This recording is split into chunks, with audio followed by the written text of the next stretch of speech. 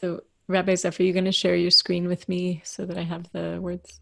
I will do that. Okay.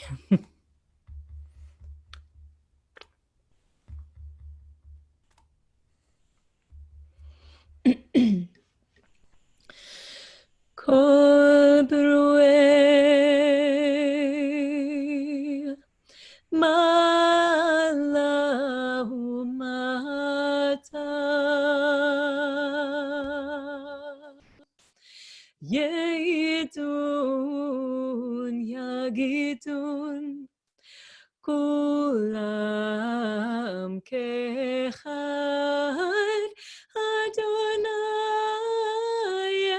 Echad Ushemo Echad Yedun Yagidun Kulam Kechad Adonai Echad Ushemo Echad.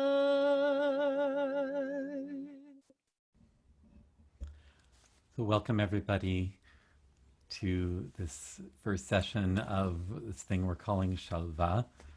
It's a word that means equanimity, a chance to learn together a little bit about a piyut, a poem, a liturgical poem, and to chant it together.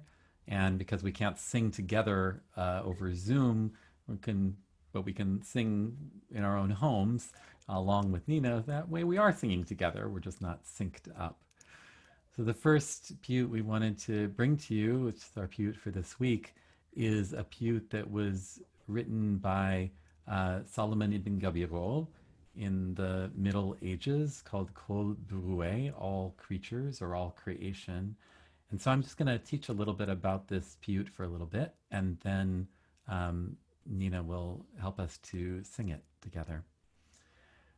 So Rabbi Solomon Ibn Gabirol was a very prolific poet and a philosopher. And as with many of the poets and philosophers of medieval Jewry, he wrote his poetry in Hebrew and his philosophical work in Arabic.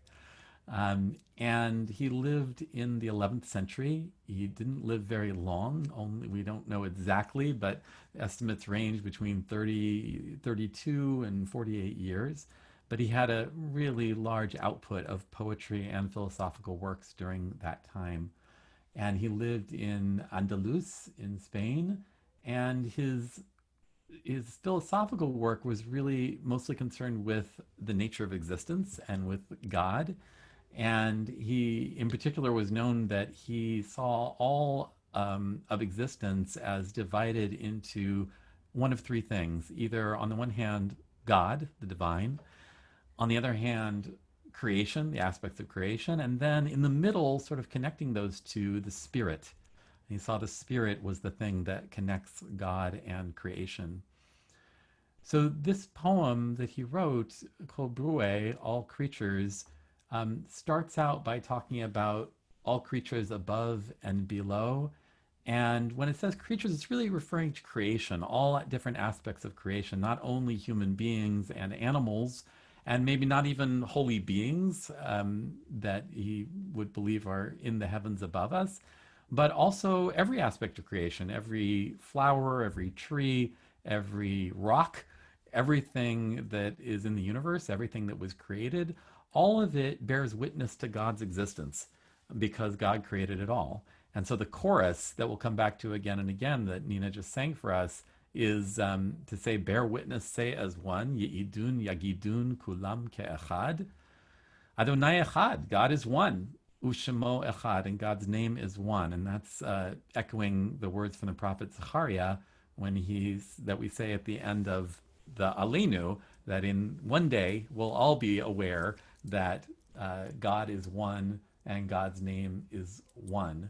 And then these four stanzas all think about different aspects of what oneness means. What does it mean to say that God is one? And the first one is maybe the most obscure.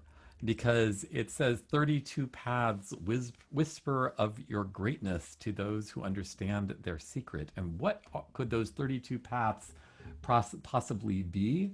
The 32 paths are the 22 letters of the Aleph-Bet, 22 letters of the Hebrew alphabet, together with the 10 Sefirot, these 10 aspects of God that the mystics, the medieval mystics, believed were part of how God created the universe and also were found both in God and in humanity.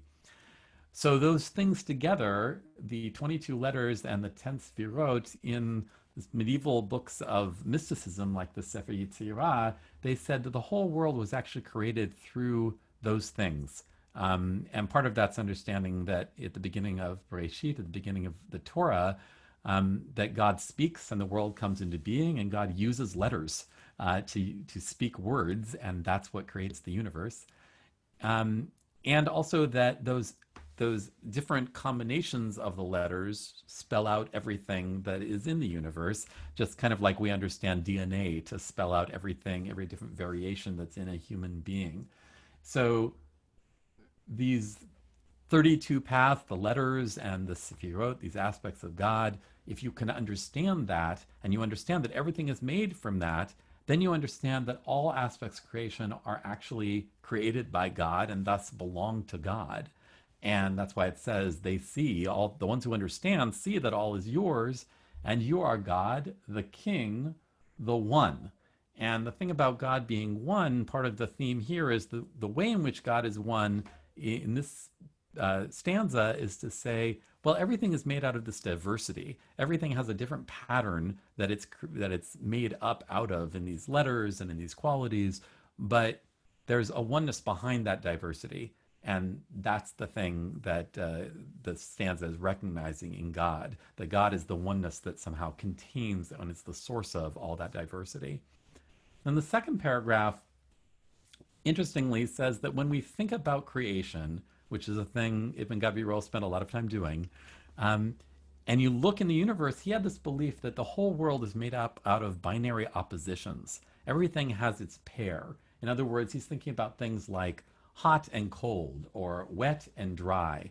And in his medieval philosophy, he saw that everything in the world could be described by these oppositions, and even states of being, like life and death.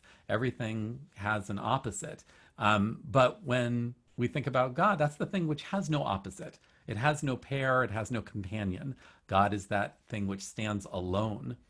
Everything else can be measured by its number and weight, according to Gabirol, but the creator is one. God is the source of all those oppositions and is not God's self an opposition. And saying that the creator is one, it literally says the shepherd, the ro'eh, it all comes miro'eh echad, from one shepherd. And that language is echoing the book of Ecclesiastes in chapter 12, where it talks about there being one shepherd for the whole world. Then the third stanza talks about there being a sign from beginning to the end, from the beginning to the end of the universe, and both in time and in space, the beginning and the end. And what is that sign? Gabirol understood that that sign is in fact God's name, that one of the other understandings of the medieval mystics was that God's name is written in every aspect of creation, that every aspect of creation can be somehow described using combinations of the letters of the tetragrammaton of God's name. So those are all almost literally written in the heavens, written in every aspect of creation. And in particular, in the 6 directions that we see if we are standing in the world, the north, the west, the east, and the south, and then the heaven and the earth, that's giving us all 6 directions that we look. And from every direction, if we look anywhere, what we see is the unity of God, because everything is made up of these letters that it's composed of. And then it has this wonderful thing that I've thought about a lot. People have been teaching a lot in this time. It says, from here one and from there one. Mizeh echad u'mizeh echad. And this is actually a quote from the Torah in Exodus 17, when it says, it talks about Moses and how Moses is, there's this moment when the people are fighting against an enemy, and they're having a really hard time. And Moses goes and stands on a mountain, and he lifts up his hands. And it says in the Torah, when he lifts up his hands, then the people succeed. But when he has his hands down, then the people don't. And so he's lifting up his hands, trying to inspire the people to succeed against the thing that's assailing them. But his hands are heavy, and it's hard for him to keep his hands up. So what does he do? He has helpers. It says that Aaron, his brother Aaron, and Hur, they come, and each one of them takes one of his arms and holds them up so that the people are inspired and they can succeed. And so it says they hold his arms up from here, from one side, one of them, and from the other side, another one of them. So in our time, when we're thinking about all that all of us are holding, and trying to inspire ourselves and others to get through, it's a reminder that we need help. We need someone to be lifting up our arms to help us continue to be supports to other people as well. And here it's saying that power is also echoing in the universe, that it's coming back to us from God, that the oneness of God also is supporting us and holding us up on every side. And then the last verse, the last stanza, says, all things have their source in you. You are eternal, but they all pass away. And that's from Psalm 102. And I wanted to read that because I think it's really beautiful what it says about God and about us. It's in Psalm 102, it says, of old you established the earth, the heavens are the work of your hands. They shall perish, but you shall endure. They shall all wear out like a garment. You change them like clothing, and they pass away. But you are the source, and your years never end. So there's something about the eternality of God that also speaks of God's oneness in time. And that's part of the theme here, is that God is also one in time, that God contains both the beginning and end of time, as opposed to humanity and everything else that we know of that comes into being and then passes away. God stands apart and unique from all the other things we know of. And then, and it says then, so every creature gives you glory. Every creature acknowledges you as one. And it's interesting to think that on the one hand, he's saying that just by our existence, like in what way does a rock acknowledge God's existence and give glory to God? Just by existing, just by being there, that rock is a testimony that God exists. And so on the one hand, we're saying just by our existence, that gives glory to God. Just by being here and just by doing the things we can, we're giving glory to God. But then there's a second level, which is our active awareness that we are here and we are all connected by one source. And that's another level that maybe the whole poem is intended to bring us to this consciousness that we all have a common source, and so that we're all connected. And then the poem ends, from beginning to end, our source is one. And this is a reference, it's from the prophet Malachi, where he says, have we not all one source? Did not one God create us all? Why would we break faith with the covenant of our ancestors? And it's really saying that the knowledge that all of us are one, that we all have one source, that is meant to inspire us, not only to comfort us and to say we are all connected, but also to inspire us to action, to do the things we can to help others, because we know that actually we're all part of one body. We're all connected because we're all aspects of the creation of the one source of us all. So I hope, just in knowing a little bit about where the song comes from and how it was understood by the person who wrote it, that can help us as we sing through it, to be inspired by all these different ideas of oneness and how they might operate in our lives.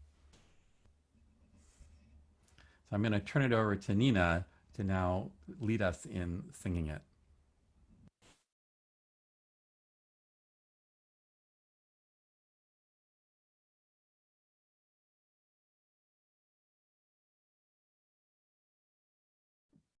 Okay, thank you. Before we sing, we're going to do a really brief meditation on the idea of equanimity, which is the idea that we can exist knowing that we're experiencing all kinds of uncertainty and anxiety, and just to be aware of it and to be as steady and calm while acknowledging all those very real feelings as we can.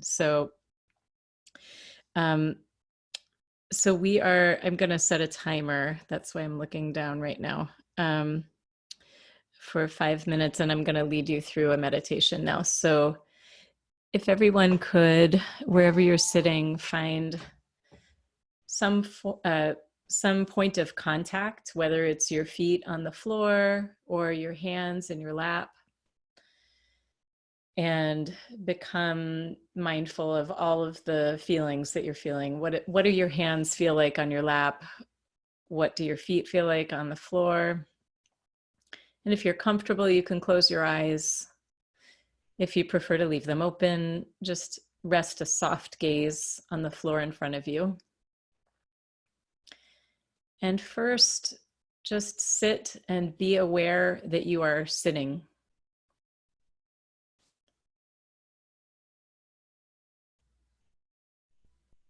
Next, bring your attention to your breath and notice wherever you feel your breath,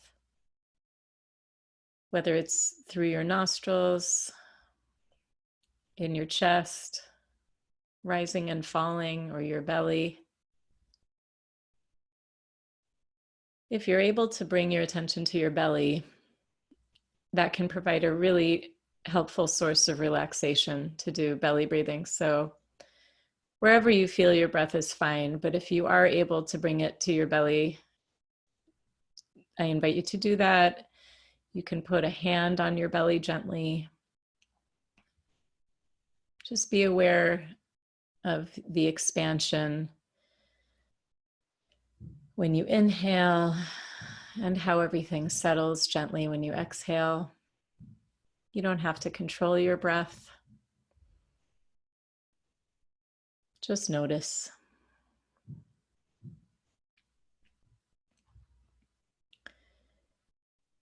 And as you sit breathing, you may become aware of thoughts or feelings, which is fine. Just notice them. You can give them a name. It can be calm, worry. Just noting what it is and then returning to that feeling of breathing.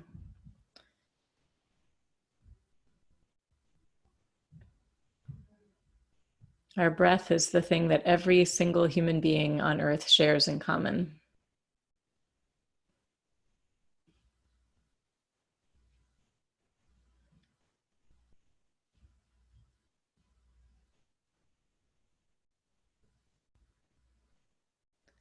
And if more thoughts or feelings flitter in, that's fine. Just give them a name and then let them go. Aware that they're there and yet returning to your calm, quiet breath.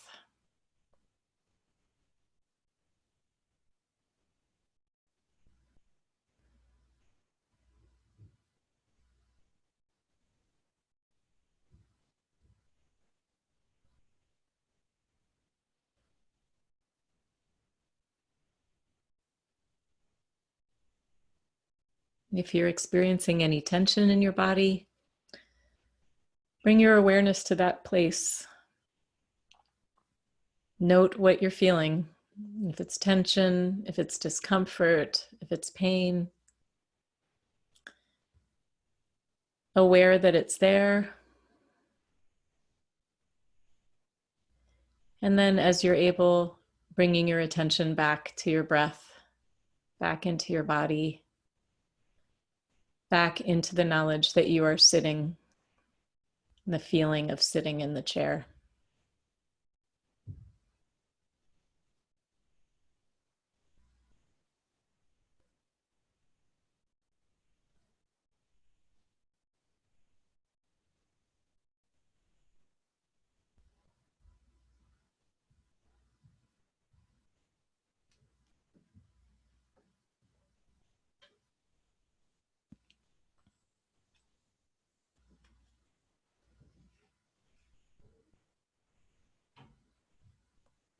Continuing to feel your feet on the floor, your hands in your lap, the gentle expansion of your belly, rising and falling.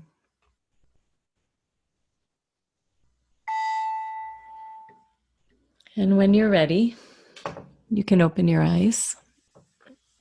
And Rabbi Zeff has shared his screen with you so you can see the words. There's a beautiful introduction that's kind of out of time that I'll sing, and then we'll go through the verses and they repeat. I'll sing the first verse through twice so that you have a chance to hear it. And the beauty of this is no one's going to hear you if you're not singing it with us. It's okay to sing out of tune. It's okay to sing at a different tempo. Nobody will know. Kol B'ruei Ma'ala U'mata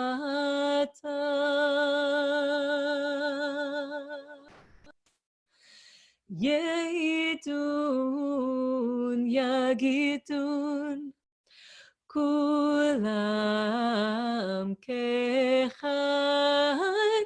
Adonai Echad U'Shemo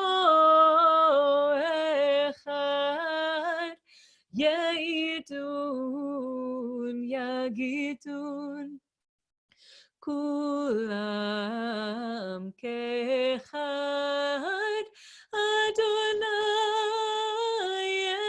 Echad U'Shemo Echad Sheloshim U'Shtayim Netivot Shevilach Lechol Nevin Sodam Yesapru Godlach Mehem Yakirun Ki hakol shelach ve'ata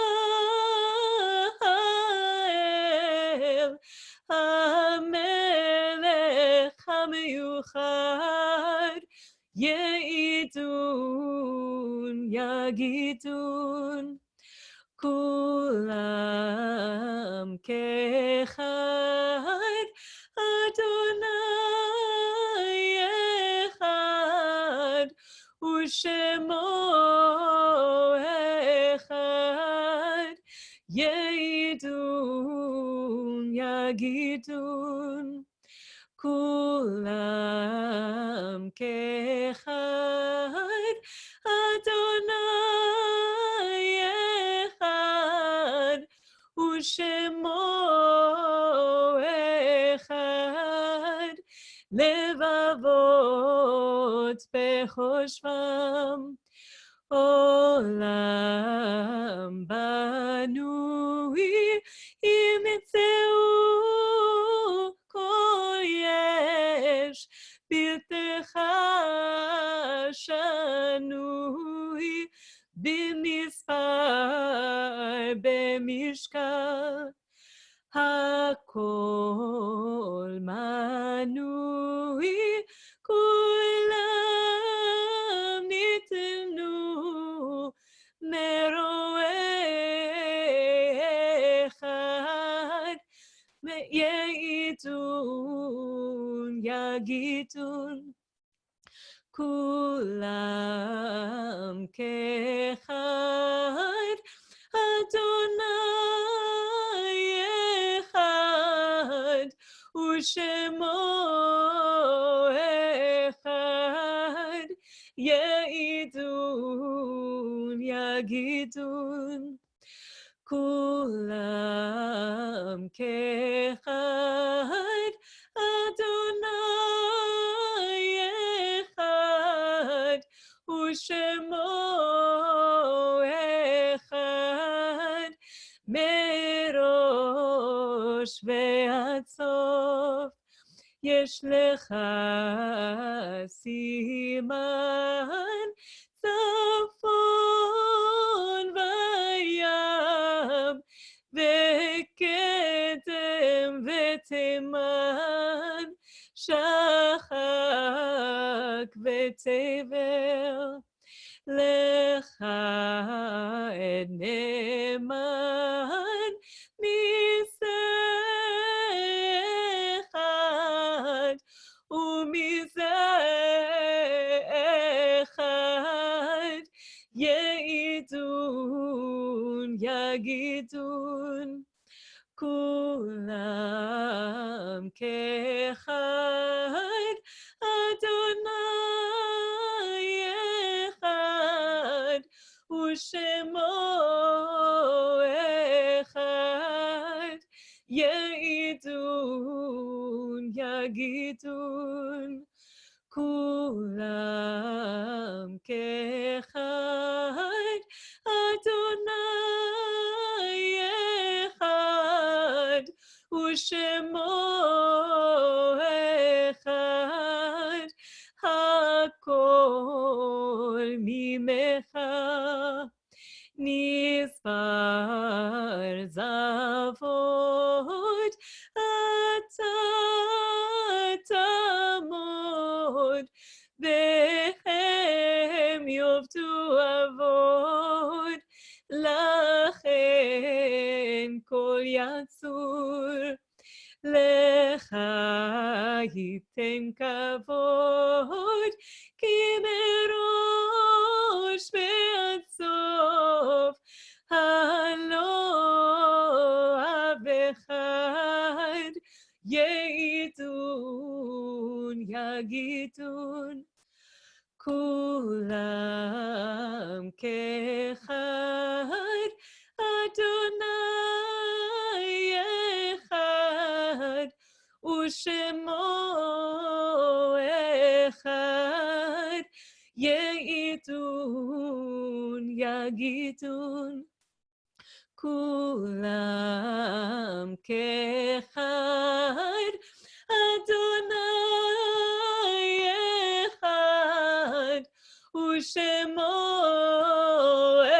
אחד יעידון יגידון כולם כאחד אדוני אחד ושמו אחד יעידון יגידון כולם כאחד אדוני אחד ושמו אחד יעידון יגידון כולם כאחד אדוני אחד ושמו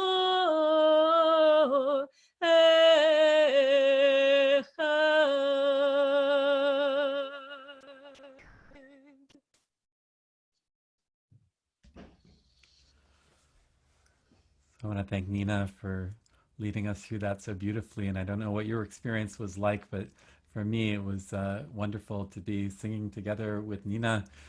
From my point of view, singing exactly in sync, and to see all of you, all of your mouths moving, and feel all of you chanting at the same time. That's another experience of being one that we got to have through singing this piyut that's all about being one. So thank you all for being with us. You can see we have 32 people on this line, and it's really wonderful to have us all together. And we will be back next week with a different piyut, a different teaching, and a different opportunity to sing together. And I hope you all join us again. So thank you very much. Thank you, everyone. It is such a blessing to see your faces and to be with you. And I really hope everyone's doing okay. And I'm sending you all so much love. And I can't wait to have a sanctioned hug in person. But in the meantime, love to everybody. Thank you, everybody, for being with us.